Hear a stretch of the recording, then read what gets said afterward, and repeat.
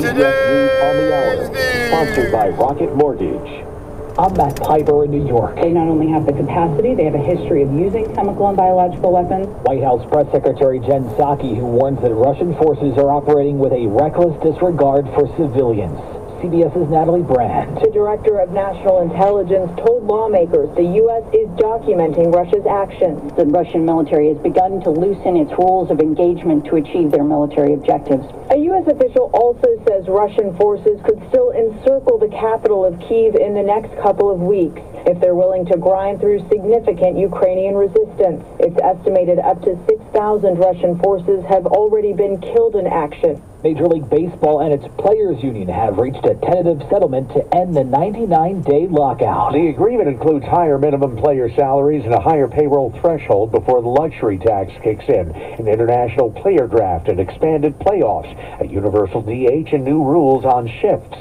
CBS Sports HQ analyst and former baseball general manager Jim Bowden says fans should like it. You have so many things in this deal that's going to make the game better for fans that I think it's going to be forgiven. Spring training could start tomorrow here in Florida and in Arizona with a full regular season starting April 7th. Peter King, CBS News, Orlando. Sentencing day for Jussie Smollett. A hearing has been ongoing for hours where witnesses took the stand in his defense asking for a light sentence. They include the actor's 92-year-old grandmother. I ask you, the judge, not to send him to prison.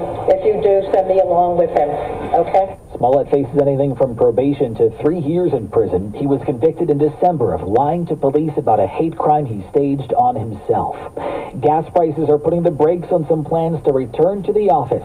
Many employers are having second thoughts about ending telework, but so far Washington is not. Even in the Motor City, the Detroit Chamber of Commerce tells CBS News the higher gas prices, quote, complicates the return to office for some employers. In Washington, the top House Democrat, Hakeem Jeffries of New York, says businesses should keep all options on the table. To ease the sacrifices that may be required here, I think that would be a positive development for the country. But the federal government itself is still on the road to reopening. Congress has talked about reopening the Capitol complex this month, and top federal labor unions tell us they're not pushing to extend telework any further.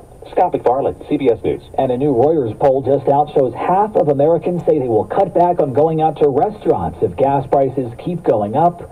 The national average is $4.31 a gallon. The Dow lost 112 today. This is CBS News.